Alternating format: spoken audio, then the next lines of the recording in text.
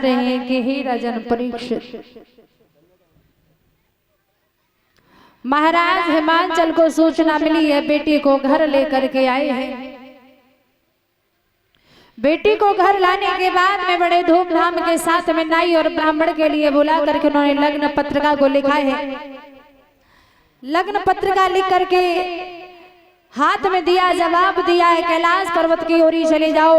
अब कैलाश पर्वत की बड़ी ऊंची चढ़ाई है, ब्राह्मण देव चढ़ते चढ़ते थक जाते हैं, सोचते हैं भैया महाराज हिमांचल ने बिटिया को ब्याह करो, लेकिन कहाँ लाए के डाल दी है। यहाँ पर हमें ना कोई घर मकान ना कछु दिखाई दे रहा, यहाँ शायद बिटिया यहाँ अकेली पड़ी रहे, शायद मन लगेगा या नहीं लगेगा।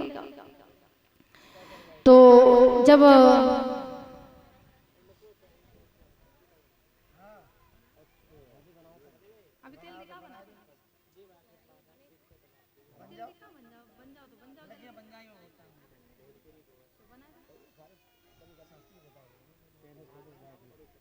हाँ, वैसे देखिए हम अपने हिसाब से कराते हैं, जब हम कराते हैं तो अपने हिसाब से झांकियाँ तैयार। अब तो एक दिन का टाइम मिला, इसमें क्या झांकी दिखाओ या कथा सुनाओ, इसलिए हमने नहीं कहा था कि यदि आपका मन है तो बना लीजिए, कोई दिक्कत नहीं है। बन जाओ बन जाओ, बन जाओ, बना लो।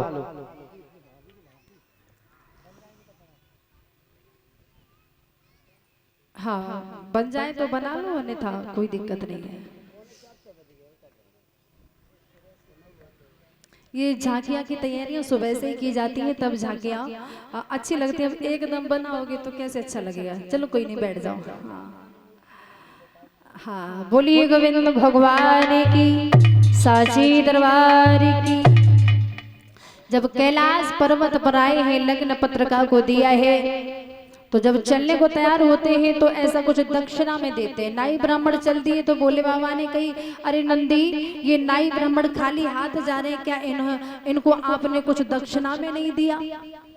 तो नंदी कहने लगा, भोले बाबा या कैलाश पर्वत पे कहा दिखाई दे रहा सो मैंने दक्षिणा में दे दी, कछु ना यहाँ तो भोले बाबा ने जवाब दिया, क्या दोगे।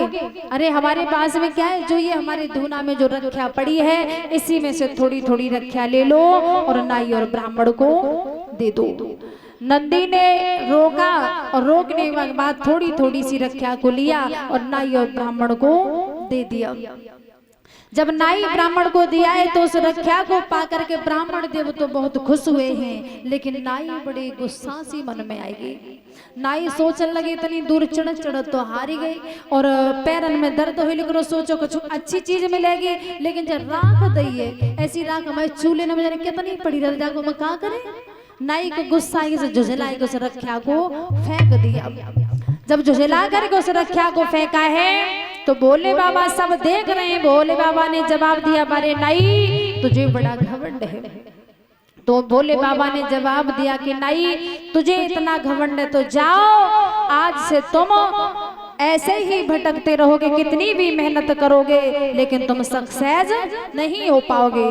तो उसी दिन से बताया जाता है कि ब्राह्मण तो धनवान हुए हैं और नाई कंगाल हुए हैं। ब्राह्मण अगर कहूँ चले जाएं, दो चार मंत्र ही पे ले आए, टाइम 1500 रुपये पैदा कर लाते हैं, और नाई सारे दिन काम करें लेकिन फिर भी उतना नहीं कमा पाते हैं।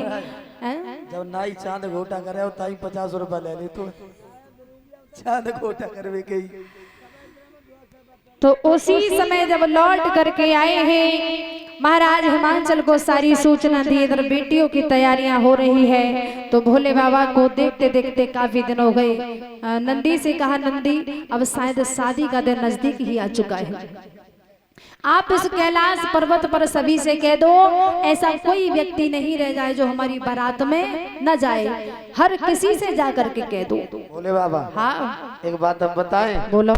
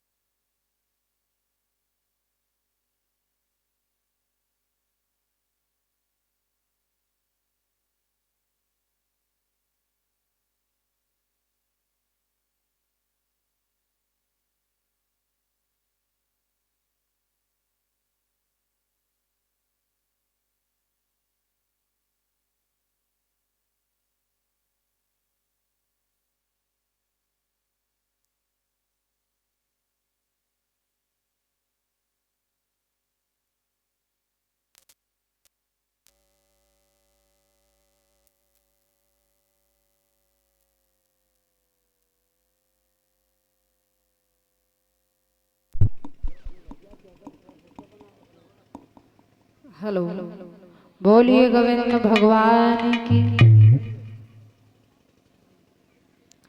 कहाँ चल रही भाभी हैं? अब तो भूख लगी आई का जगड़े।